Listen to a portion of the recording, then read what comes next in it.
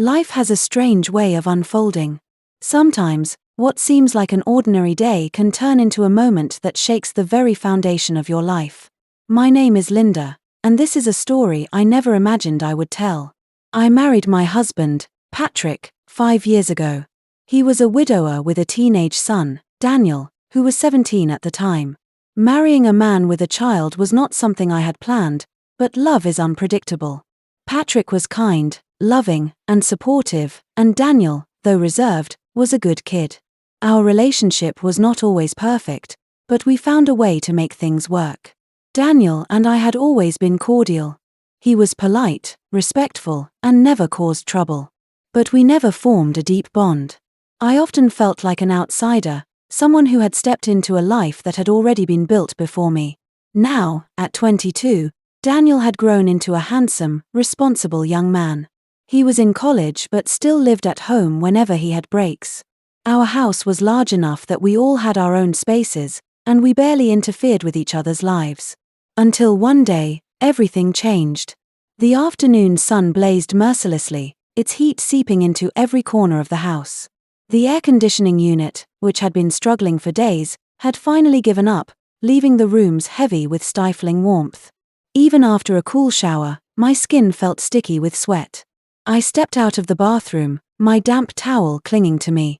The air was thick and unmoving, offering no relief from the oppressive heat. A sigh escaped my lips as I padded barefoot across the wooden floor, eager to change into something light and comfortable. With a quick glance at the hallway, I reassured myself that I was alone. Patrick was still at work, and Daniel, well, I hadn't seen him all day. Probably out with friends or buried in his books. Still wrapped in my towel, I pushed my bedroom door shut and turned the lock, the soft click giving me a small sense of security. I let the towel slip from my body, welcoming the momentary coolness against my skin. I walked over to my wardrobe, pulling the doors open, and began rummaging through the neatly folded clothes. The heat made it unbearable to linger in one place for too long, so I searched quickly, eager to dress and escape the sweltering air. And then, in a split second, everything changed. I was humming softly, my mind drifting as I sifted through my clothes. The world outside was forgotten, the heat a mere annoyance in the background.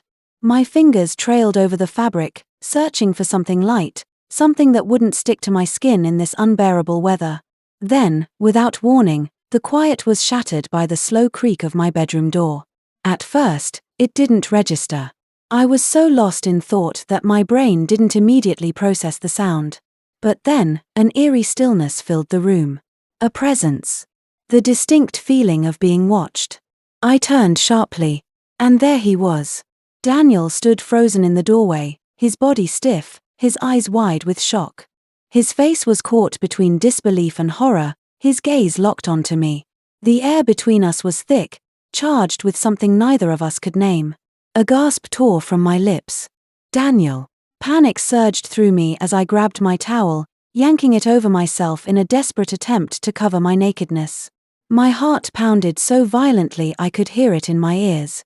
Daniel's face turned crimson. He took a stumbling step back, his mouth opening and closing as if searching for words. I'm sorry, he stammered, his voice barely above a whisper. I thought you weren't here. I could see the sheer panic in his eyes, the realization of what had just happened crashing down on him like a tidal wave. His breathing was uneven, his body tense, his hands twitching at his sides as if they didn't know what to do. Then, before I could say anything else, he spun around and bolted, slamming the door shut behind him. Silence. I stood there, frozen, my breath shallow, my fingers gripping the towel so tightly my knuckles turned white. My skin burned, not from the heat, but from the intensity of the moment. The shock. The embarrassment. The confusion. How had this happened? Daniel had never entered my room without knocking before. Not once. So why today? Why now?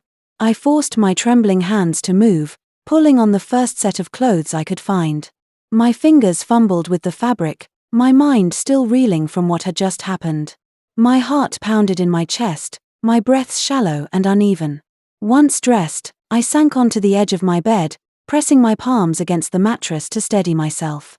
The room felt smaller, the air heavier, as if the walls themselves had absorbed the tension lingering in the space. My thoughts swirled in chaotic circles. What do I do? Should I go to him? Say something, anything, to break the awkwardness? Or would that only make things worse? Maybe it was better to pretend it never happened, to let time erase the moment from both our minds. But could it ever really be forgotten? The image of Daniel's face flashed in my mind, the shock in his eyes, the way his breath had caught, the sheer panic in his movements as he fled. I exhaled slowly, rubbing my temples. No matter how I looked at it, things would never be the same. For the rest of the day, the house felt different. Daniel avoided me completely. He stayed in his room, barely coming out even for dinner. When he finally did, he refused to meet my eyes. Patrick noticed the tension but didn't say anything. I wondered if he suspected something, but I wasn't ready to explain what had happened. The next morning, I decided to address the situation.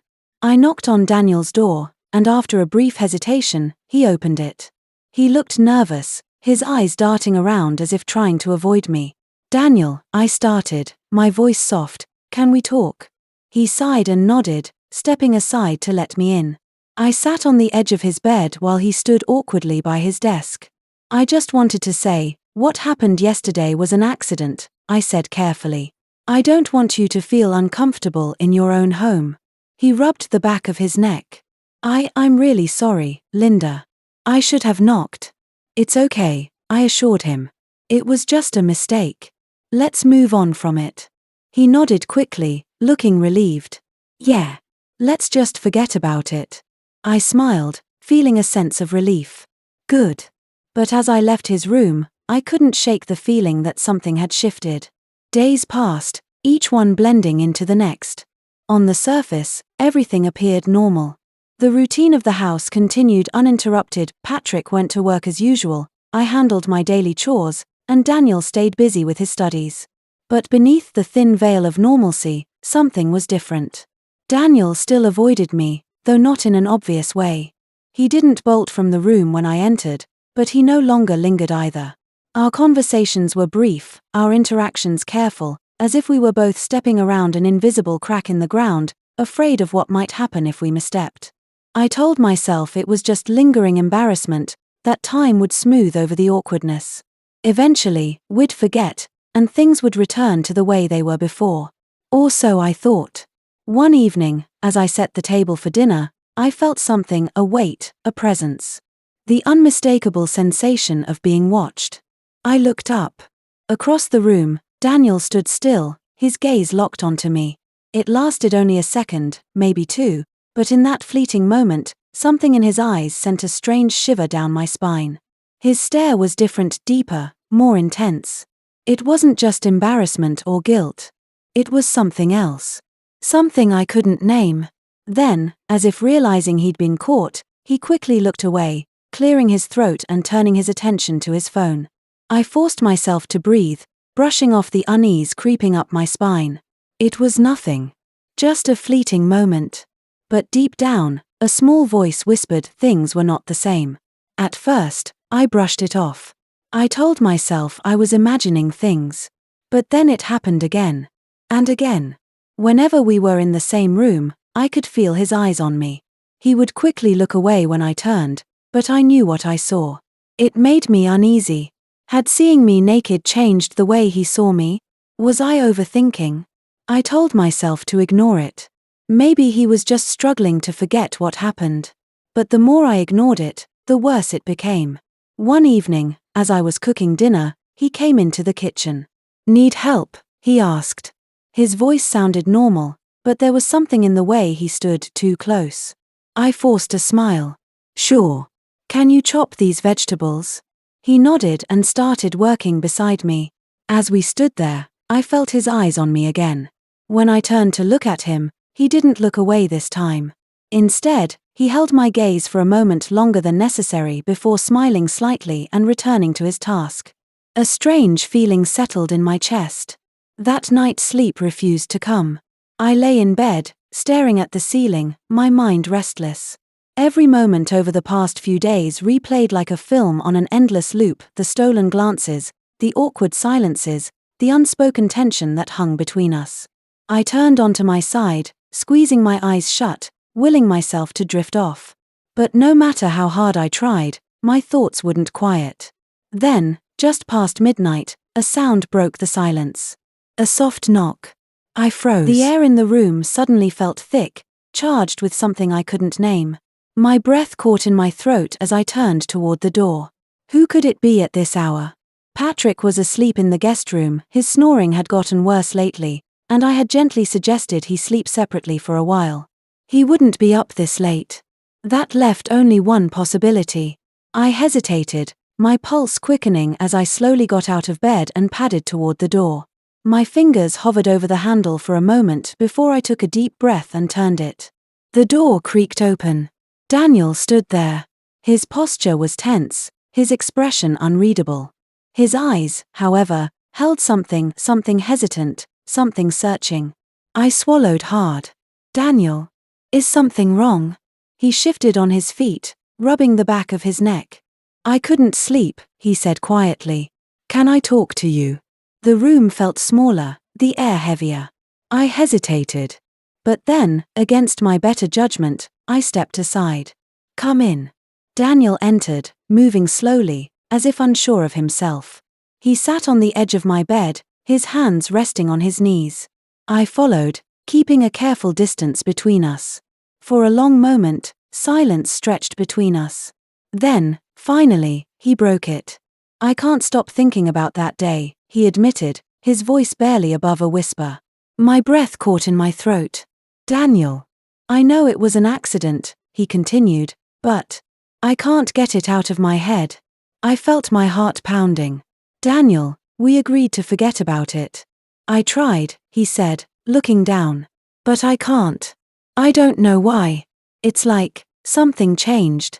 I stood up, putting distance between us. Daniel, this is not okay. I'm your stepmother. I know, he whispered.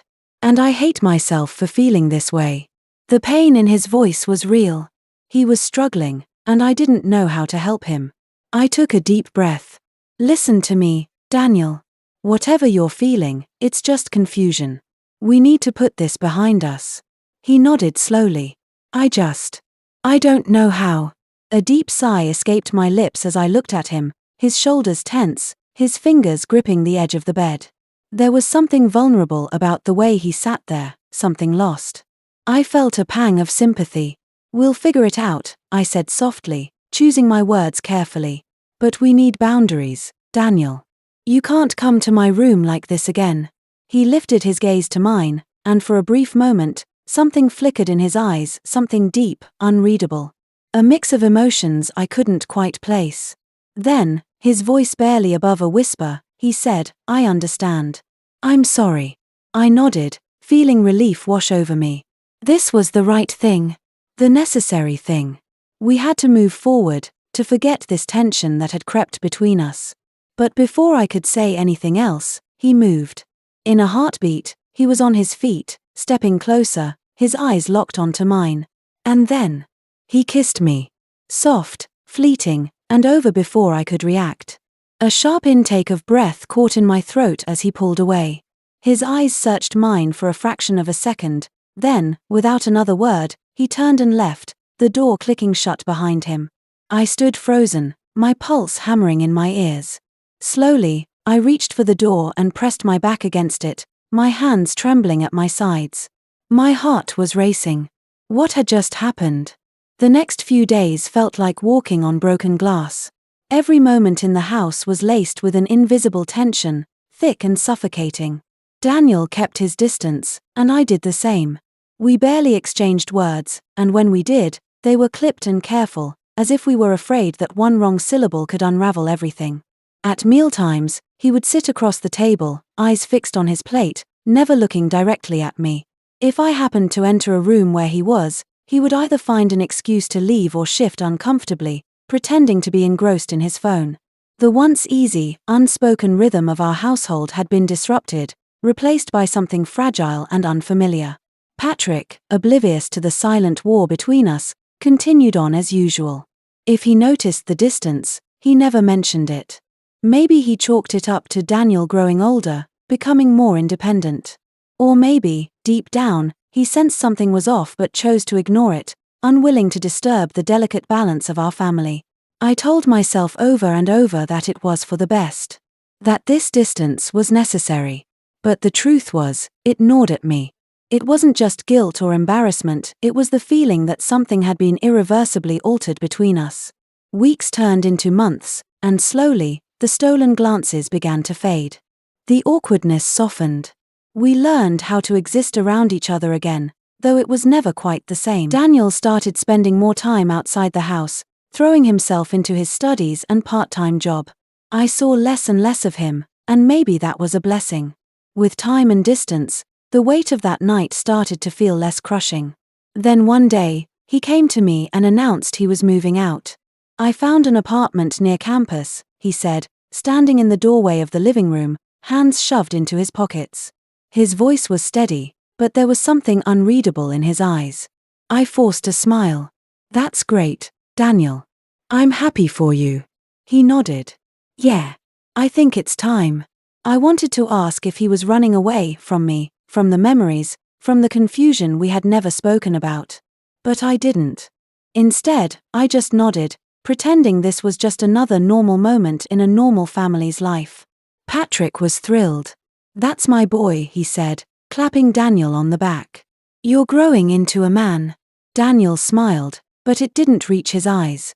The day he moved out, I stood in the hallway, watching as he carried boxes to his car. He never looked at me directly, but I could feel it, the weight of everything unspoken between us. When the last box was packed, he turned to me. "Thanks for everything, Linda." It was such a simple sentence, but it held a world of meaning. I swallowed the lump in my throat. "Take care of yourself, Daniel." He nodded once, then got into his car and drove away. I stood there for a long time, watching the empty space where his car had been, feeling a strange hollowness settle inside me. Life went on.